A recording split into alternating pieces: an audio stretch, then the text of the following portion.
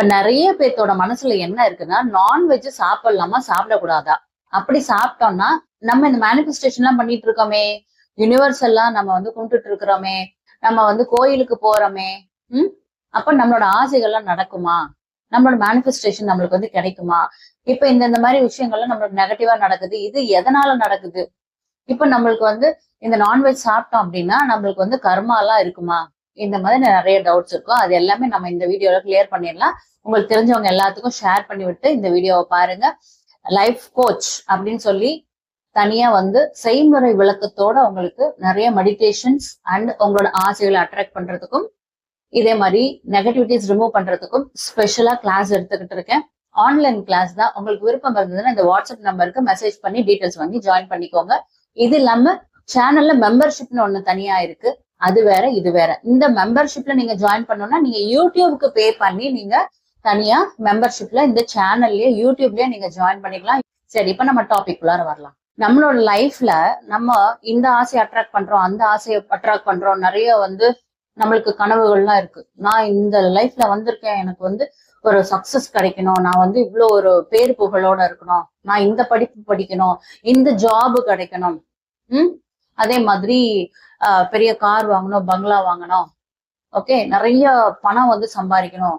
இந்த மாதிரி நிறைய ஆசைகள் அடுக்கிக்கிட்டே போகலாம். அந்த மாதிரி ஆசைகளை நீங்க மேனிஃபெஸ்ட் பண்றீங்கன்னு வச்சுக்கோங்க. இந்த ஆசைகளை நம்ம மேனிஃபெஸ்ட் பண்ணியாச்சு. இது ஒரு பக்கம் இருக்கட்டும். இப்ப இதுக்கும் நம்ம நான்வெஜ்ஜுக்கும் என்ன சம்பந்தம்னு பாத்திரலாம். நான்வெஜ் அப்படின்னும் போதே பாத்தீங்கன்னா ஒரு உயிரை வதை பண்ணி தான் நம்ம அதை வந்து பிளேட்ல வச்சு சாப்பிடுறோம். நம்மளை வெட்டினாலும் ரத்தம் வருது, அதை வெட்டினாலும் ரத்தம் வருது. நம்மளுக்கும் வலிக்குது, அதுக்கும் வலிக்குது. நம்மளுக்கும் எமோஷன்ஸ் இருக்கு, அதுக்கும் எமோஷன்ஸ் இருக்கு. நம்மளுக்கும் ஃபேமிலி இருக்கு, அதுக்கும் ஃபேமிலி இருக்கு. சோ நம்மளை விட எந்த விதத்துல அது வந்து வேற்று ஒரு கிரகமா நீங்க பாக்குறீங்க, வேற்று ஒரு விஷயமா நீங்க பாக்குறீங்க. அதுவும் நம்மளும் ஒண்ணுதான்.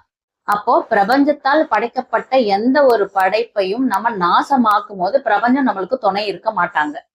First point. ரெண்டாவது பாத்தீங்கன்னா, இந்த ஆதி மனுஷங்க அவங்க எல்லாம் சாப்பிட்டாங்களே அப்படின்னு கேட்பீங்க. அவங்களுக்கு இந்த வெஜிடேஷன், இந்த ஃபார்ம் இதெல்லாம் கிடையாது. அறுவடை பண்றதுக்கு அதெல்லாம் அவங்களுக்கு தெரியாத ஒரு நிலை. ஸ்டார்டிங் ஸ்டேஜ்ல மனுஷங்க இருந்த நிலை பாத்தீங்கன்னா அவங்களுக்கு ஒன்லி இந்த ஹண்டிங் மட்டும்தான். இந்த அனிமல்ஸ், பேர்ட்ஸ் எல்லாம் வந்து ஹண்ட் பண்ணி அவங்க அதை சுட்டு சாப்பிட்டுருவாங்க. சில பேர்லாம் பச்சையாவே சாப்பிடுவாங்க. சோ இப்ப அவங்களுக்கும் நம்ம வாழ்க்கைக்கும் டிஃபரன்ஸ் இருக்கு இல்லையா?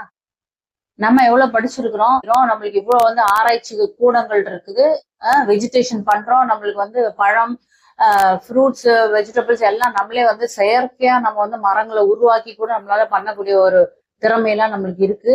எந்த ஒரு சாப்பாட்டு வழியே இல்லாம அதை ஆதாரமா வச்சு அவன் சாப்பிட்டான். ஆனா நம்ம வந்து எல்லா வெஜிடபிள்ஸ், ஃப்ரூட்ஸ் எல்லாமே கிடைச்சாலும் சரி, நம்ம நான்வெஜ்ஜை ப்ரிஃபர் பண்ணி சாப்பிட்டோம் அப்படின்னா அது உயிர் ஆதாரத்துக்காக நம்ம சாப்பிடல, நாக்கு ருசிக்காக சாப்பிடுறோம். அப்ப அது கர்மாவை போய் சேரும். இது வந்து கர்மால போய் எப்படி சேரும் அப்படின்னா, இப்ப வந்து ஏதாவது அனிமல்ஸை நம்ம வந்து கஷ்டப்படுத்திட்டோம் அப்படின்னா அதே மாதிரி சேம் விஷயம் நம்மளோட லைஃப்ல அப்படியே வந்து ரிப்பீட்டேஷன் ஆகும். அதுதான் கர்மா. இப்ப வந்து அம்மா பிள்ளைய நீங்க பிரிச்சுட்டீங்க, ஏதாவது நாய் அதோட பிள்ளைகளை நீங்க பிரிச்சுட்டீங்கன்னா உங்க குடும்பம் பிரிஞ்சு போகும். இப்போ ஏதோ ஒரு நாய் வந்து குட்டி போட்டிருக்கு, அந்த குட்டிகளை வந்து நான் அடாப்ஷன் கொடுக்கலாமான்னா நீங்க கண்டிப்பா கொடுக்கலாம். ஏன்னா அதுக்கு ஒரு வாழ்க்கை கொடுக்குறோம். ஆனா ஒரு தாய் வந்து குட்டி போட்டிருக்கு, அந்த குட்டிகளை அந்த தாய்கிட்ட இருந்து பிரிச்சு தனிமையாக்கி வேற இடத்துல தூக்கி போட்டுறது, இல்ல சாகடிச்சிருது. அது ரெண்டுங்களையும் பிரிச்சு இதையும் அனாதையா விட்டுறது, அதையும் அனாதையா விட்டுறது. இது கர்மால போய் சேரும். அனிமல்ஸ்க்கும் பேர்ட்ஸுக்கும் தினமும் சாப்பாடு வைக்கணும். இப்படி பண்ணும்போது நம்மளோட கர்மா கழியுது.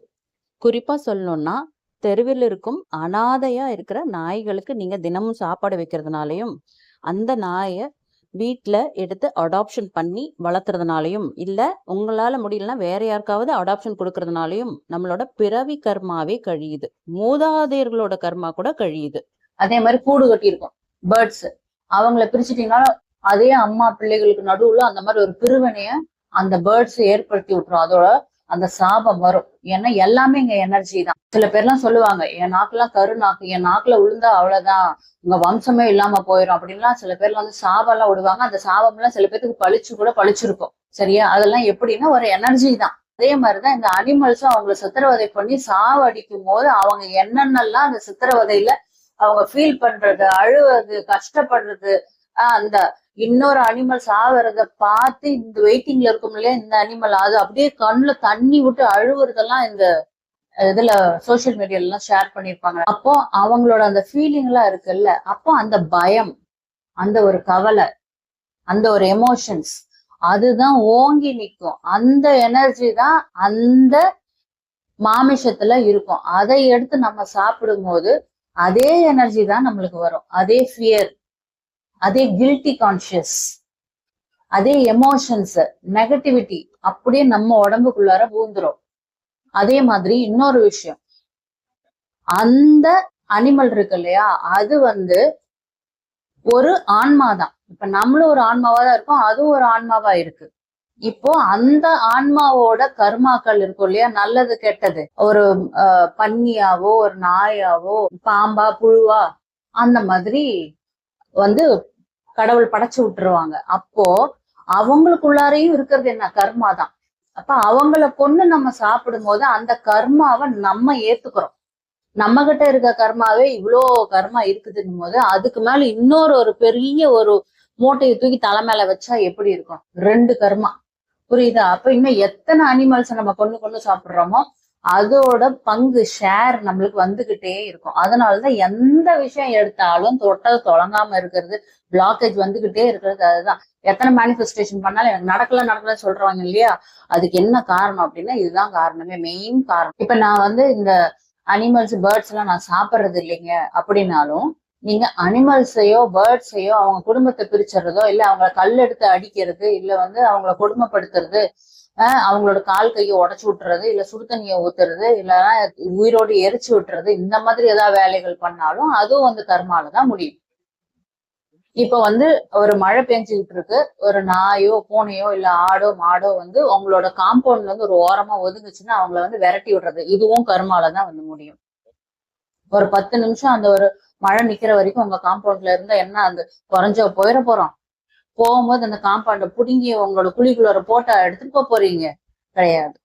அப்போ இந்த இடம், இந்த உலகம், இந்த பிரபஞ்சம் எல்லாத்துக்கும் சொந்தம். இந்த இடம் என்னோடதுன்னு சொல்லி யாரும் எதுக்குமே எந்த விஷயத்துக்குமே சொந்தம் கொண்டாடவே முடியாது. எவ்வளோ சம்பாரிச்சாலும் போகும்போது ஒத்த பைசா கூட தலையில வச்சிருக்கிறத கூட எடுத்துட்டு தான் குழிக்குள்ளார போடுறாங்க, நம்மள அப்படிதான் அமுச்சு விடுவாங்க. சரியா? அப்போ எதுவுமே இங்க நிலையில்லாத இருக்கும் போது எதுக்காக அடிச்சுக்கிட்டோம்? இது என்னோடது, ஏன் இடம், ஏன் இடத்துல நீ வாழக்கூடாது, உன் இடத்துல நீ இருக்கணும், உன்னை நான் தனியா பிரிச்சு போட்டுருவேன், எல்லாம் போய் ஷெல்டர்ல போடுங்க, இங்க இருக்கக்கூடாது, இது இருக்கக்கூடாது, அது இருக்கக்கூடாதுன்னு சொல்றதுக்கு நம்மளுக்கு இங்க எந்த ஒரு உரிமையும் கிடையாது. ஏன்னா நம்மளே இங்க வாடகைக்கு தான் வந்திருக்கிறோம். வாழ்ந்துட்டு போகும்போது எதையுமே நம்ம எடுத்துட்டு போக முடியாது. அப்படி இருக்க சுச்சுவேஷன்ல நம்மளுக்கே ஒரு நிலையில்லாத வாழ்க்கையை வாழ்ந்துட்டு இருக்கும் போது நம்ம அடுத்த உயிரினங்களுக்கு நம்ம இங்க சட்டத்திட்டம் எல்லாம் போடக்கூடாது. நீ இங்க இருக்கக்கூடாது, நீங்க சோறு போடக்கூடாது அப்படின்னு ஏதாவது தடுத்தாலும் அது கர்மாலதான் முடியும். நம்மளும் சாப்பாடு போட மாட்டோம், அடுத்தவங்களே போட விடாம படுறது, இதுவும் கர்மாலதான் முடியும். அதே மாதிரி ஒரு அனிமல்ஸ் எல்லாம் பேர்ட்ஸ் எல்லாம் கஷ்டத்துல இருக்குன்னா பிரபஞ்சம் உங்க கண்ணுல காமிக்கிறாங்க. எதுக்காக காமிக்கிறாங்க? நீங்க அதுக்கு ஹெல்ப் பண்றீங்களான்னு பிரபஞ்சம் அவங்கள செக் பண்ணுவாங்க. அப்ப அந்த இடத்துல இறங்கி நீங்க ஹெல்ப் பண்ணீங்க, அது ஒரு ஆக்சிடென்ட்ல துடிச்சுக்கிட்டு இருக்கு, ஓகே, மூச்சு விடுறதுக்கு கஷ்டப்பட்டுட்டு இருக்கு அப்படின்னா ஒரு சிபிஆர் கொடுக்கலாம், ஒரு டாக்டர்கிட்ட கூட்டிட்டு போகலாம், இல்ல ஒரு இன்ஜுரி ஆயிடுச்சு அப்படின்னா அது கூட்டிட்டு போய் மருத்துவம் பாக்குறது, இந்த மாதிரி வேலையெல்லாம் பண்ணணும். எனக்கு என்ன அப்படின்ட்டு இருந்தீங்க அப்படின்னா நாளைக்கு உங்களுக்கு ஒரு சுச்சுவேஷன் வரும். அப்போ பிரபஞ்சம் என்ன பண்ணணும் அப்படிங்கறத நீங்க இப்ப பிரபஞ்சத்துக்கு நீங்க படிச்சு கொடுத்துட்டீங்க. நீங்க என்கிட்ட இதே மாதிரி இருந்துட்டீங்கன்னா போதும் அப்படின்னு. ஏன்னா நம்ம என்ன விதைக்கிறோமோ அதுதான் நம்மளுக்கு முளைக்கும். அதுதான் கர்மா. சரியா? இந்த கர்மாவை தாண்டி பிரபஞ்சம் நம்மளுக்கு ஒண்ணும் கொடுக்க முடியாது. ஏன்னா அப்படியே பிரபஞ்சம் கொடுத்தாலும் இந்த கர்மாங்கிறது ஒரு பிளாக்கேஜ் அப்படி நின்றும். நீ என்ன செஞ்ச அதுதான் உனக்கு நடக்கும். உனக்கு கீழே இருக்கவங்களை நீ எப்படி பாக்குறியோ அப்படிதான் எனக்கு கீழே இருக்க ஒன்ன நான் பார்ப்பேன். அப்படிங்கிறது தான் பிரபஞ்சத்தோட கணக்கு, பிரபஞ்சத்தோட விதி. அப்படிதான் நடக்குது. இதை ஃபர்ஸ்ட் புரிஞ்சுக்கோங்க.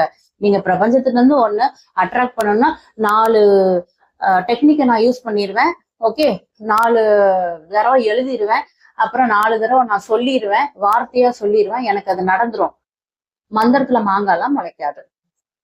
பிரபஞ்சம் உங்களுக்கு ஒரு விஷயம் கொடுக்கணும்னா உங்களுக்கு டெஸ்ட் வைப்பாரு. இப்படிதான் டெஸ்ட் வைப்பாரு. நீ உனக்கு கீழே இருக்கவங்கள நீ எப்படி நடத்துற, அப்படிதான் நான் உன்னை நடத்துவேன். அப்ப உங்க கண்ணுல ஒரு விஷயத்த அவர் காமிக்கிறாருன்னா அது உன்னோட கடமைன்னு அர்த்தம். அந்த அனிமல்ஸோ பேர்ட்ஸோ கஷ்டப்பட்டுக்கிட்டு இருக்காங்க அப்படின்னா அதை நீ எப்படி சேவ் பண்றதுக்கு துடிக்கிற, அதை எப்படி சேவ் பண்றன்னு சொல்லி பார்ப்பாங்க அவங்க. அப்படிதான் அவங்க உங்களுக்கு நீங்க ஆசைப்பட்ட அந்த ஒரு விஷயத்த டெலிவரியே பண்ணுவாங்க. இதுதான் வந்து டிவைன் டைமிங்னு பேரு. இப்படிதான் டிவைன் டைமிங் நடக்குது. இப்படி ஒரு பயங்கரமான ஒரு எக்ஸ்ட்ரீமான ஒரு டெஸ்ட். இதுதான் ஒரு பிரபஞ்சம் கொடுக்கக்கூடிய எக்ஸ்ட்ரீமான டெஸ்ட். இந்த டெஸ்ட் தான். எப்பப்பெல்லாம் ஒரு மாமிசத்தை நீங்க சாப்பிட்றீங்களோ பிரபஞ்சத்தை விட்டு நீங்க விலகுகிறீர்கள். எப்பப்பெல்லாம் நீங்க மாமிசத்தை சாப்பிட்றீங்க இல்ல வந்து ஒரு மிருகத்தை, ஒரு அனிமல்ஸ், பேர்ட்ஸ் இவங்களை எல்லாம் வந்து துன்புறுத்துறீங்களோ அப்போ இந்த பிரபஞ்சம் உங்களை வெறுக்கிறாங்க. நீங்க பிரபஞ்சத்தை விட்டு விலகி வருவீங்க. உங்களோட ஆசைகள் நடக்காம ஒரு ஸ்ட்ரக் ஆகும். எந்த ஒரு அனிமல்ஸா இருக்கட்டும் இல்ல பேர்ட்ஸா இருக்கட்டும் இல்ல வந்து ஆடு மாடு கோழி மீன் அதே மாதிரி நாய் பூனை இந்த மாதிரி விஷயங்களை உயிர்களை சித்திரவதை பண்ணி கொன்னு அதுக்கப்புறம் அதை தூக்கி நம்ம வயிற்றுல போட்டுக்கிட்டோம் அப்படின்னா செத்த பிணத்தை நம்ம சாப்பிட்றோம்னு அர்த்தம். இப்ப நம்ம வீட்டுல யாராவது இறந்து போயிட்டாங்கன்னா அவங்கள வெட்டி வேக வச்சு சாப்பிடுவோமா மாட்டோம். புரியுதுங்களா? அப்போ இன்னொரு அனிமலும் அதே மாதிரி தாங்க. அந்த அனிமலை அடுத்தவன் ஒருத்தன் கொல்றான். ஓகே, ஒரு மாடு எப்படி கொல்லுவாங்க தெரியுமா? அந்த மாட்டை அப்படியே முட்டிக்கால்லாம் போட்டு இப்படி கட்டி வச்சு இப்படி உட்கார வச்சு பெரிய ஒண்ணு சுத்தி ஒண்ணு எடுத்து மண்டை மேலேயே ஒண்ணு போடுவாங்கங்க.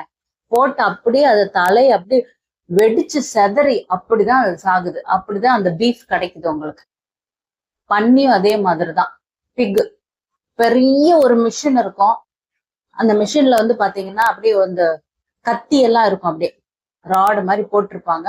அதுக்குள்ளார இதை ஓட விடுவாங்க. அப்படியே ஃபுல்லா அப்படியே ஓட விடுவாங்க. ஓடும் போது பாத்தீங்கன்னா அது பயத்துல அப்படியே ஓடும் போது அது செத்துதான் பொழைச்சுதா இல்லையான்னு அதுக்கே தெரியாம செத்து போயிடும். ஒரே நிமிஷத்துல டக்கு டக்கு டக்கு டக்கு டக்குன்னு துண்டு துண்டா அப்படியே வெட்டி அப்படியே அது மிஷின்ல பொலன்னு வந்துடும். நல்லதும் கெட்டதும் எல்லாம் கலந்து வந்துடும். சரியா? அதே மாதிரிதான் ஆடு. இந்த சாமி கோயில், எந்த சாமி கோயில்லையும் எந்த சாமியும் எனக்கு நீ ஆட்டை வெட்டு மாட்டை வெட்டு கோழியை வெட்டுன்னு எந்த சாமியும் கேட்கல. ஆனா மனுஷன் வந்து அந்த சாமி பேரை சொல்லி ஓகே இவன் வெட்டி சாப்பிட்றான். அந்த கர்மா யாருக்கு போகும்? உங்களுக்கு தான் வரும். நீங்க சாமி பேரை சொன்னனால அந்த கர்மா சாமிக்கு போகாது, உங்களுக்கு தான் வரும். அதுலயும் வந்து அந்த உத்தரவு கொடுக்கணுமா. அந்த ஆடு இருக்கு இல்லையா, அது வந்து போய் நிக்கணுமா. நிற்கும் போது அது வந்து ஆடி ஓகே அப்படின்னு சிலுத்துச்சுன்னா அது உத்தரவு கொடுத்துருச்சு, சாமி உத்தரவு கொடுத்துருச்சு, நீ என்னை வெட்டிக்கணும். இப்ப நீ உங்களை கொண்டு போயும் அதே மாதிரி கழுத்தை பிடிச்சி 4 பேர் கட்டி வச்சுட்டு ஓகே மூஞ்சி மேல தண்ணியை தெளிச்சா நீங்களும் இப்படி தலையை ஆட்டதான் செய்வீங்க. அப்ப சாமி உத்தரவு கொடுத்துருச்சுன்னு உங்க தலையை வெட்டிடலாமா? ஸோ இதெல்லாம் ஒரு ஐதீகமா வந்து தலைமுறையினரா இது வந்து தப்பா இதை வந்து அடாப்ட் பண்ணி, அந்த காலத்து மனுஷங்களுக்கு வந்து அறிவு கிடையாது, ஏன்னா படிப்பறிவு இல்லை. ஸோ ஒருத்தர் சொன்னதை அப்படியே நம்புவாங்க. எந்த ஸ்கூலும் கிடையாது அப்போ.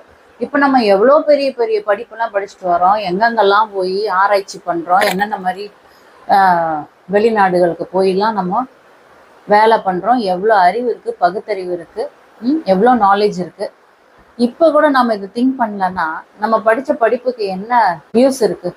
லா ஆஃப் அட்ராக்ஷன் லைஃப் கோச் இப்போ அக்டோபர் பேட்ச் ஸ்டார்ட் ஆக போது. விருப்பம் உள்ளவர்கள் இந்த நம்பருக்கு வாட்ஸ்அப் பண்ணி டீடைல்ஸ் வாங்கி ஜாயின் பண்ணிக்கோ. Thank you so much. அடுத்த வீடியோல பார்க்கலாம்.